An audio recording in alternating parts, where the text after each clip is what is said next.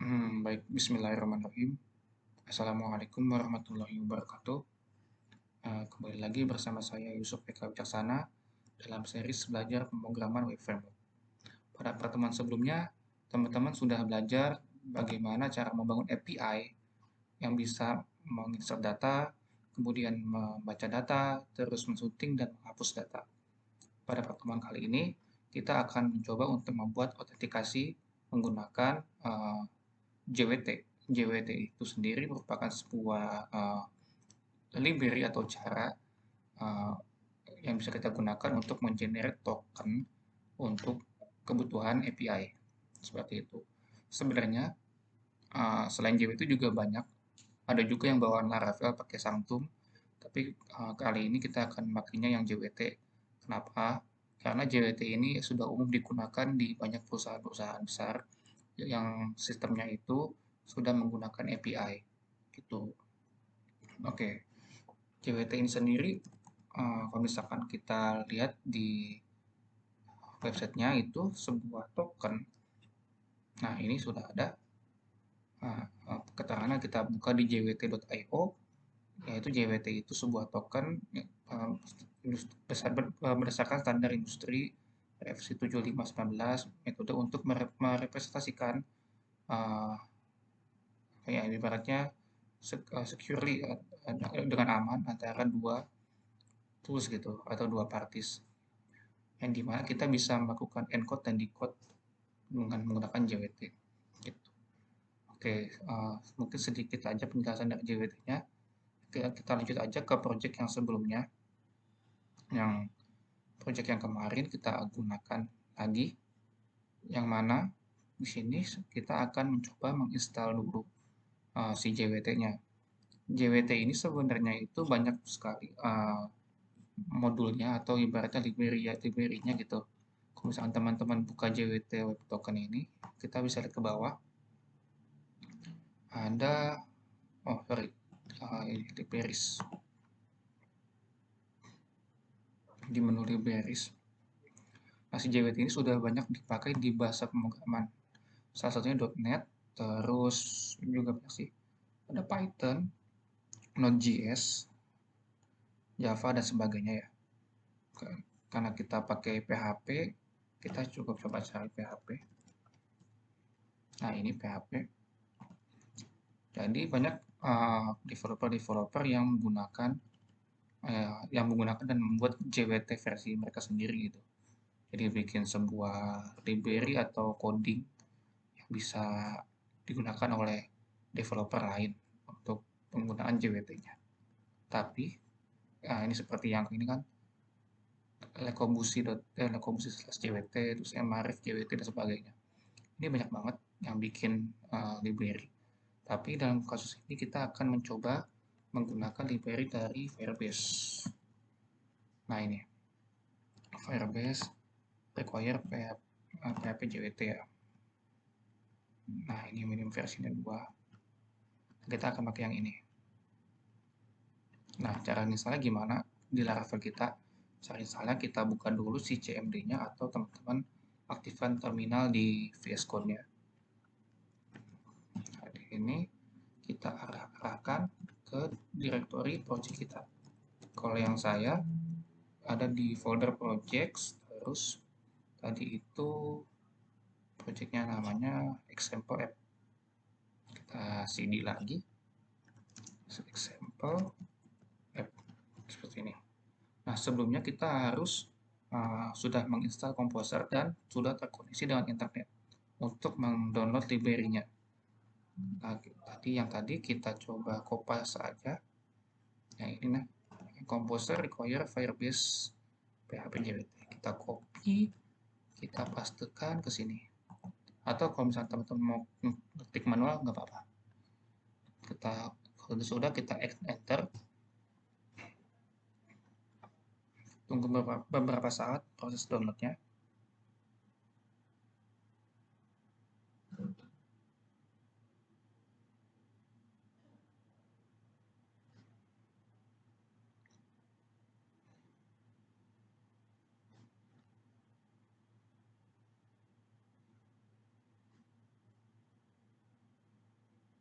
Diusahakan koneksi teman-teman itu bagus ya internetnya, karena kita akan mencoba mendownload nih. Ini proses installingnya sudah selesai. Nah, sedang diproses. Nah, oke. Kalau misalkan muncul notifikasi seperti ini, publishing complete berarti sudah selesai diinstal. Atau kalau misalkan kita pengen memastikan bahwasanya sudah terinstall dengan benar, kita bisa ke VS Code-nya, terus kita scroll ke bawah, kita ini composer.json. Nah, ini sudah install di require, terus kemudian Firebase PHP JWT, versi JWT yang terinstall itu versi 6 untuk saat ini. Seperti itu. Jadi komposer ini ibaratnya list-list apa saja dari libraries yang akan kita gunakan di Laravel kita. Seperti itu. Nah, ini banyak settingan, termasuk juga settingan-settingan seperti komposer lainnya ya. Tapi kita nggak akan kita bahas. Tapi kita cukup memastikan bahwasanya si Firebase-nya sudah terinstall di sini. Oke, kalau sudah, kita kembali ke codingan. Nah, karena kita akan membuat sebuah autentikasi, kita alangkah baiknya bikin sebuah root baru yang dimana dia itu harus ke connect ke controller baru lagi. Jangan di controller yang kemarin yang nah jangan yang control product. Alangkah baiknya dipisah karena sesuai dengan peruntukannya gitu. Nah, kita coba kasih namanya itu user ya. Jadi kita running dulu si komposernya, si PHP artisannya, PHP artisan make kita minimize dulu ya, controller user controller seperti ini. Nah, user controller sudah dibuat. Nah, ini udah muncul. Kalau sudah, saya ganti tema dulu deh, biar lebih kelihatan ya. Nah, seperti ini. Oke, kita bikin controller dulu, namanya user controller. Jadi si user controller ini dia yang ngatur sebuah fungsi untuk autentikasinya. Teman-teman juga bisa sih pakai nama yang lain gitu, nggak masalah.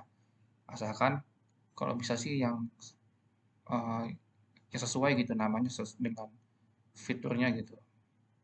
Oke, sudah. Kalau sudah, seperti biasa, flow untuk coding di Laravel ini ibaratnya kita bolak-balik antara routing dengan controller dan sedikit interaksi dengan modelnya gitu. Oke, kita lanjutnya kita ke roots, terus kita ke API. Nah, di sini kita tambahkan root baru. Ini namanya itu kita pakai metode post, namanya itu /login misalkan. Nah, sama ini juga kita panggil si user controllernya, user controller, kita enter as local class namanya, terus functionnya apa. Kalau saya functionnya login gini. Nah, pastikan juga si user controller ini sudah dipanggil di sini gitu. Oke, kalau sudah kita save. Nah, di sini kita pakai post. Nah, tapi kita belum ada tabel user. Coba kita cek ya, ada apa tidak ya di migration yang kemarin. Jangan lupa nyalakan juga si lokal si XAMPP-nya.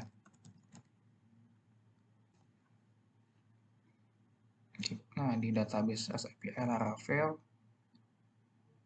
oh sudah ada tabel user. Yang dimana kita cek dulu. Ada name, email, verified add, password, dan sebagainya. Oh, di sini kita akan coba buat migration dulu ya. Atau kita sedikit ubah migrationnya. Karena secara default, migration untuk si user ini sudah dibuat. Kita cek. Nah, ini. Nah, ada skemanya. Nah, di sini saya akan menambahkan sebuah kolom baru yang namanya itu role. Ini role. Dia cuma ada dua, misalkan ada admin, ada user misalkan. Seperti itu. gunanya apa? Nanti di pembahasan selanjutnya kita akan coba memainkan hak aksesnya gitu. Jadi misalkan ada suatu fitur yang mana hanya bisa diakses oleh admin, maka ketika user itu untuk coba akses itu tidak bisa gitu. Nah, ini sudah saya buat migrationnya. Terus kita migrate lagi ya. Atau kita ini dulu deh, kita bikin seedernya sekalian. Caranya sama. Di sini kita buat sebuah seedernya, php artisan make seeder user seeder ini. Nah, seperti itu. Yang mana ini kita migrate dulu deh biar lebih pasti gitu. Kita php artisan migrate. Kalau tim migrate berarti harus ibaratnya di refresh ulang ya. Karena tidak ada perubahan migrasi. php artisan migrate titik 2 fresh. Ini kita ngedrop semua tabel dan kita akan mengupload ulang. Nah, seperti itu sudah muncul. Kita cek si kolom API-nya, si kolom tabelnya untuk user. Sini sudah muncul role. Yang mana tipenya itu enum. Oke. Nah, kalau misalkan sudah di fresh, berarti tandanya data-data si produk sudah hilang. Nanti kita tambahkan lagi aja ya. Nah, ini sudah ditambahkan untuk migration-nya. Selanjutnya kita akan coba untuk membuat seedernya untuk si user. Caranya, pertama kita harus buat sebuah model dulu deh untuk inputnya. Nah, ini sudah ada bawaan dari si Laravelnya, model user. Yang mana, nah ini kita tambahkan di fillable. Ini kan sudah bawaan defaultnya ya ada name, email, password ya. Sedangkan tadi saya sudah menambahkan satu kolom lagi yang namanya itu role. Maka saya tambahkan di sini role. Save. Kita save, terus kita balik lagi ke seeder. Nah, di si seeder ini kita harus memanggil si apa namanya ya? Si model si user tadi. User. Nah, ini app model user kita enter saja, tes. Kita ketik koma, jangan lupa. Ini saya kasih komentar. Panggil model user seperti ini. Nah, terus di seeder ini kita akan mencoba memasukkan satu akun ya, dia itu role-nya itu admin. Nah, berarti kita cukup membuat kita create sininya user titik 2 create ini, yang mana tadi kolom-kolom itu kan ada name. Nah, sini saya kasih nama administrator, terus ada emailnya bebas ya teman-teman. Kita kalau sini saya admin.com deh, nggak apa-apa. Terus ada password.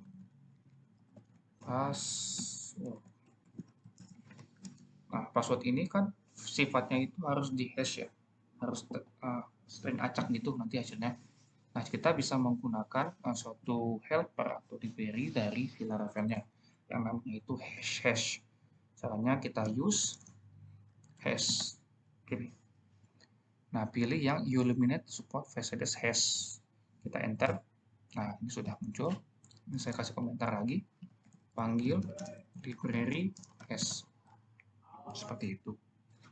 Nah, di mana kita akan mengencrypt atau menghashing si passwordnya. Contohnya gini, kita masukkan hash titik 2 kali make gini. Nah, nama ininya apa? Nama apa? Passwordnya apa? Kalau saya contohnya admin saja. Terus masukkan juga role. Role-nya harus admin. Karena tadi opsinya cuma 2 kan. Opsinya hanya ada admin, ada user. Kita save. Nah, seeder sudah dibuat. Kita coba masukkan si seedernya itu ke tabel user. Caranya php artisan make php artisan db seed this class user seeder gini, kita enter. Nah, seeding sudah dilakukan. Kita cek tabel user. Nah, ini sudah dibuat.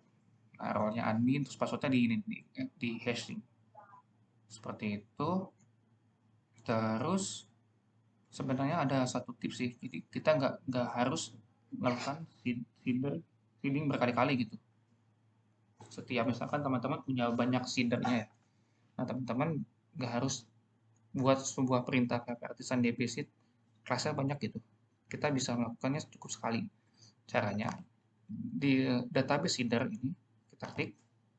Nah, di sini kita running si seedernya. Contohnya ini saya salah. Bentar, saya agak lupa. Kita lihat dokumentasi aja. Laravel. Documentation. Seeding ya. Seed.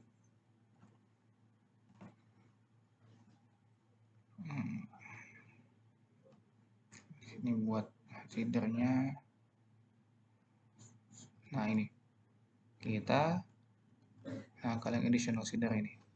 Pilih yang calling additional seeder, dimana kita bisa melakukan multiple file. Jadi kita cukup memanggil satu seeder, kita sudah mengenerate banyak. Caranya tadi kan this call, ini formatnya array. Kita coba cek formatnya array. Nah, berarti tadi itu ada user seeder class. Terus ada juga product seeder. Titik 2 kelas. Kita save, udah cukup. Nah, ini kita abaikan aja. Ini hanya sebagai tambahan. Nah, selanjutnya tadi sudah di seeding si usernya, si admin. Nah, selanjutnya kita akan coba coding si JWT-nya. Caranya, berarti kita ke user controller. Nah, di sini, tadi karena si root API-nya kita pakai namanya itu login, maka saya harus membuat sebuah function namanya login. Public function login. Seperti ini. Karena ini pakai post, karena ini formatnya post HTTP methodenya, berarti dia ada kemungkinan menerima sebuah inputan. Kita harus melakukan sebuah request di sini dan request gitu. Nah, karena login berarti biasanya kan kalau login itu pakai email dan password ya. Nah, email dan password itu harus divalidasi sama kitanya. Jadi misalkan si user itu harus input si emailnya, si user itu harus input passwordnya. Terus juga format inputnya itu untuk email yang format email, nggak boleh format username, nggak boleh format string acak gitu. Nah, berarti kita harus melakukan validasi sama seperti yang pertemuan sebelumnya kita melakukan validasi, namanya itu menggunakan validator. Cari yang mana ya? Nah, ini Illuminate support facilities validator. Itu teman-teman bisa kopas yang validator kemarin ya. Saya panggil library validator. Seperti itu. Terus, nah di sini kita akan coba melakukan validasi. Misalkan validator. Kita buat sebuah variabel. Terus panggil si validator. Gua make. Nah, kita akan menerima semua inputannya. Maka cukup gini. All, array. Terus di sini kita inputannya apa aja? Tadi kan ada email ya. Email. Nah, format itu kan saya sudah bilang harus diinput, berarti required. Terus harus formatnya email, berarti pakai email. Gini. Terus passwordnya harus diisi, required. Gini. Terus sama seperti yang pertemuan sebelumnya, karena sudah harus divalidasi, maka ini kondisi ketika ada inputan yang salah gitu. kita buat lagi validator failed gini, maka kita harus kasih tahu ke usernya bahwasanya inputannya salah. Dan apa saja sih yang salahnya gitu. Maka return response JSON array atau gini, sorry, atau validator messages. Nah, terus set status code ya, jangan lupa format harus 42 gitu, atau mau 400 itu bebas lah. Tapi sini ada suatu apa ya, ibaratnya kita bisa mempersingkat codingannya. Kan kita harus melakukan set status code gini ya. Sebenarnya kita bisa ini kita hapus, kita bisa melakukannya seperti ini. Kita hapus, ini kita koma dan kita masukkan status code-nya. Gini. Ini juga bisa. Jadi lebih sedikit codingannya. Terus ini sudah divalidasi, ini saya kasih komentar juga yang awal. Melakukan validasi inputan. Nah, ketika coding teman-teman nggak perlu masukin komentar ya. Ini cuma penjelasan saja supaya teman-teman nggak bingung. Validasi inputan, terus kondisi ketika inputan salah. Nah, terus selanjutnya. Nah, di sini ketika kondisinya inputannya sudah benar, maka kita harus mengecek ke database. Nah, apakah user yang dimaksud itu ada apa tidak gitu. Caranya itu kita menggunakan sebuah apa istilahnya itu library dari si Laravel-nya. Nama itu out. Cari yang lain, cari yang Illuminate support facades out. Kita enter tes, maka akan ke generate dan saya kasih komentar lagi library out. Nah, di sini setelah ini kita melakukan if gitu, kita if. Nah, terus kita masukkan out titik 2 attempt. Kita buat sebuah variabel aja, validator validate gini. Atau kalau misalkan mau langsung bisa, ini kita komentar dulu, kita masukkan aja ke sini. Ini kita copy, kita masukkan ke ini attempt kayak gini. Terus kita gini. Nah, fungsi out ini apa? Fungsi out ini dia akan mengecek ngecek ke tabel users yang dimana ada apa tidak sih inputan dengan email dan password itu gitu. Misalkan tadi kan saya sudah buat email dengan nama admin@admin.com dan passwordnya bla bla bla gitu, admin misalkan. Nah, kalau misalkan ada, maka ini di sini. Ini kondisi, ini saya hapus ya. Nggak bingung. Di sini saya kasih komentar kondisi inputan ada gitu, di tabel users. Tuh. Nah, di sini kita bikin dulu di bawahnya kondisi ketika nggak ada inputan gitu. Maka return response JSON format array. Ini kita kasih key-nya itu messages. Terus nah ini katanya apa, misalkan pengguna tidak ditemukan gitu. Dan jangan lupa status code-nya itu misalkan 422 gitu. Ini saya kasih komentar lagi kondisi ketika user yang diinputkan tidak ada di tabel users. Nah, terus kita isi yang di sini nih di dalam if. Kalau kondisinya ada, maka kita akan mengenerate si apa ya istilahnya, si si tokennya gitu, token JWT-nya. Caranya itu saya lupa sih ini ya, codingannya bentar ya. Jadi Firebase PHP JWT, kita searching dulu.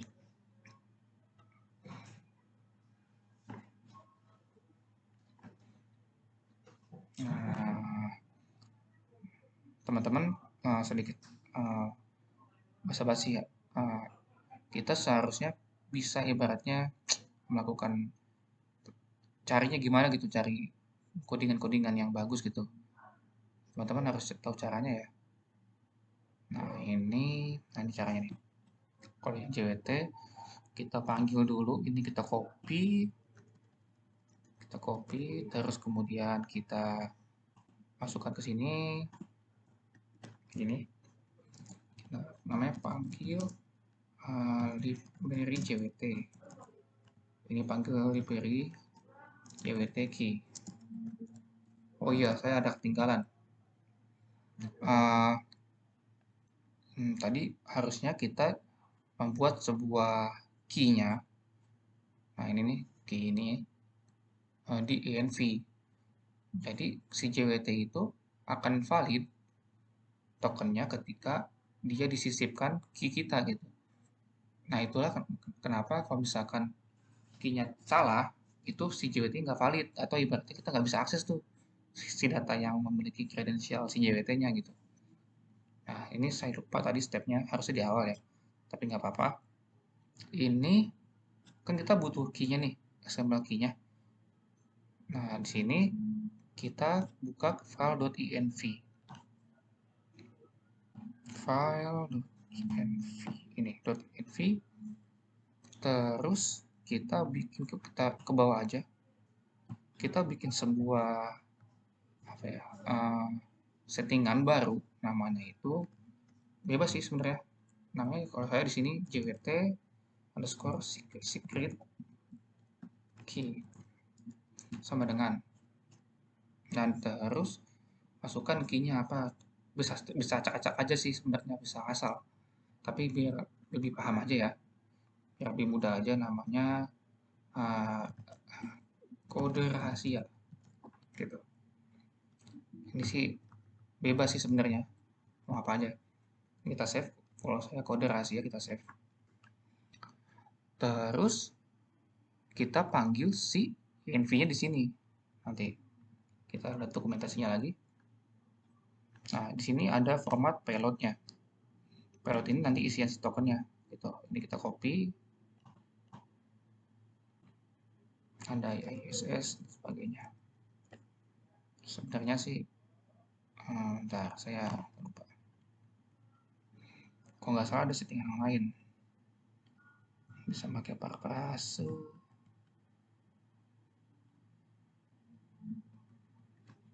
Kalau kita searching JWT XP expired.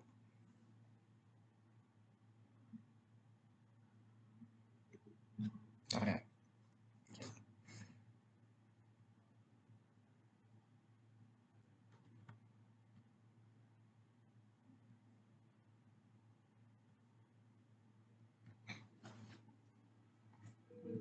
Oh, ada komponen EXP dan IAT. Oke. Saya agak lupa. Oke. Ada komponen saat tadi itu ada ISS dan sebagainya ya. Sebenarnya kita bisa sih mau apa aja. Misalkan saya mau mengisi pilotnya sama dengan ini. Tadi ada ISS itu alamatnya, isusnya itu dari mana bikinnya gitu. Misalkan aplikasiku atau ya, atau aplikasi Kudang ya, atau aplikasi ya apa ya, kom misalkan HTTPS contohnya. Sebenarnya siapa aja sih bebas, yang penting sesuai dengan aturan SIKI-nya ini nih. Ada ISS. Nah biasanya kalau saya masukin si kredensial usernya, karena misalkan sini admin, maka saya masukkan name.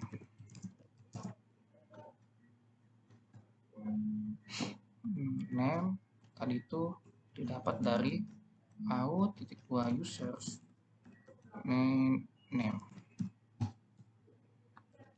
Nah ini tuh apa? Ini tuh kondisi ketika kita sudah ada sih datanya di user itu di tabel user, maka kita bisa mengenerate si name-nya, terus kemudian email, password dan sebagainya. Kalau saya pengennya name, maka formatnya seperti ini. Ada out titik dua user terus name seperti itu. Terus tidak ada juga role ya. Begini. Maka saya out user role koma gini aja. Terus tadi ada iat tanggal dibikinnya. Kita lihat lagi. What is format? Oke.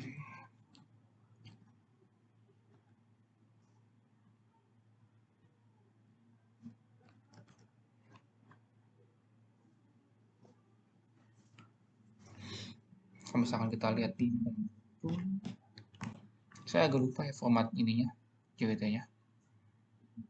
Mana ya?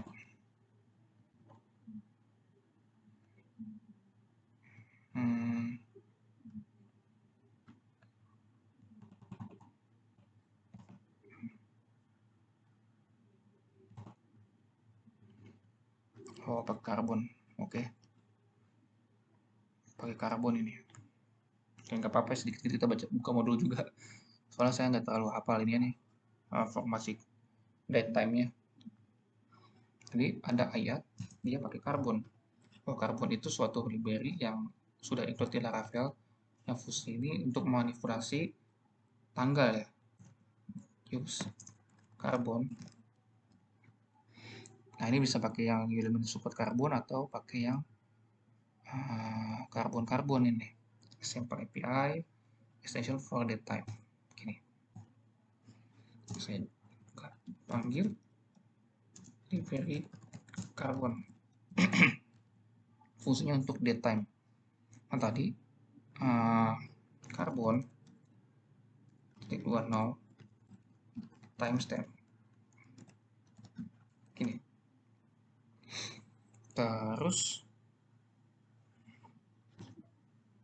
khusus lagi ini, terus ada exp. Kalau iat itu waktu ketika token di generate. Kalau misalkan ini exp itu waktu ketika si token ini sudah expired. Kita pakai now juga timestamp. Terus tadi saya cek modul lagi. Nah, ini ada 60 bintang kali 2 gitu ya. Jadi ini tuh 2 jam sebenarnya. Jadi kita bisa melakukan penambahan. Jadi waktu token itu hanya dikasih waktu 2 jam gitu. Jadi kalau misalkan lewat dari 2 jam maka akan logout istilahnya gitu. Kita saling aja. Gini. Nah, ini saya kasih keterangan waktu ketika token sudah expired. Ini. Kalau sudah kita lihat dokumentasi lagi. Tadi sini ada JWT encode. Nah, terus ada key-nya, terus ada algoritma yang kita gunakan buat menghashingnya gitu. Berarti kita copy aja biar cepat yang JWT ini. Terus oh ini nggak usah berarti, nggak apa-apa deh, terus kerja dulu. Terus kita gini. Nah, sini ada pilot dapat dari sini. Sini ada key. Nah, key ini tadi kan saya sudah masukkan di env ya. Jadi caranya cukup panggil aja env gini. Nah, namanya apa tadi? Tanya itu JWT secret key. Nah, terus algoritmanya apa? Di sini saya pakai HS256 JWT secret key. JWT sama. Oke, kalau sudah kita panggil atau kita generate si tokennya, itu ke dan kita sampaikan ke user. Respon JSON, oh ya sorry, gini formatnya array, yang dimana kasih pesan dong harusnya messages token berhasil di generate seperti itu misalkan. Terus di sini kita harus kasih tahu bahwasanya oh ini token siapa gitu, berarti kita kasih name lah ya, begini out user name token, jadi token yang di generate itu token si admin gitu. Terus tokennya gini, contohnya pakai token. Terus di sini ada agak sedikit tricky, kalau misalkan di JWT itu ada format namanya bearer token, yang dimana itu format global buat kalau misalkan kita mengenerate sebuah token gitu.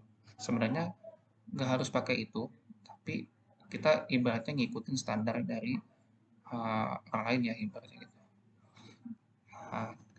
Kita di sini kasih teks namanya bearer, kita enter spasi, kasih titik ini, masukin JWT seperti ini. Terus jangan lupa kita statusnya 200. Kita rapikan kondisi codingannya, kita save.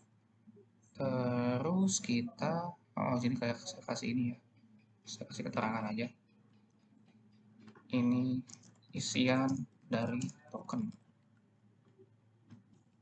generate token, kirim token ke user. Kita save.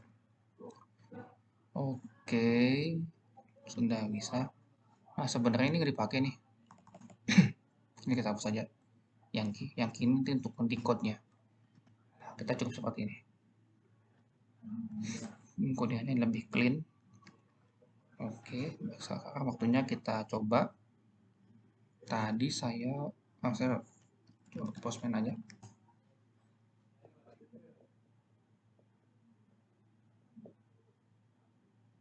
Oh iya, jangan lupa dinyalakan si Laravelnya. Serve. Sudah nyalakan. Terus nah ini kita pakai yang sini aja, yang collectioners API Laravel. Kita buat sebuah request namanya login. Nah, pakai post kita save aja dulu biar berubah si tagnya ini. Nah, terus masukkan localhost 28.000. Tadi itu alamatnya apa ya, dp.php /login, berarti di saya ini harus /login.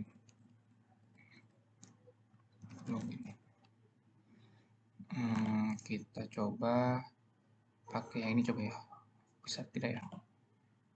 Nah, ini juga harusnya sih bisa, kalau misalkan kita mengallow si accept-nya di header-nya itu bisa XWB form and URL encode, harusnya bisa. Tadi apa aja, email ya, email admin kita contoh, ini contoh salah ya, .id contohnya. Kita akan simulasikan contoh salah dulu, passwordnya kosong atau gini, kita disable aja, kita send, muncul. Nah, ini password harus diisi. Terus kita centang lagi, tadi itu passwordnya admin ya, admin, kita send lagi. Oh, pengguna tidak ditemukan, tadi kan pakai .com, ini kita ganti .com. Emailnya admin@admin.com, passwordnya admin, kita send lagi. Nah, token berhasil generate. Ini tokennya nih, string acak hasil dari JWT-nya gitu. Ini kan pakai yang XWB form URL encode. Nah, terus coba kita pakai yang ini ya, Ini kita disable dulu. Kita pakai yang raw. Kita pakai yang ini tipnya JSON. Formatnya harus JSON ya. Tadi email. Titik 2 admin.com. Passwordnya itu admin. Admin. Gini. Coba kita send lagi, bisa nggak ya? Bisa. Jadi bisa dua format ya. Kalau ini kan agak ribet nih, teman-teman harus bikin kayak gini-gini nih. Teman-teman bisa pakai ini. Pakai XWW form URL encode.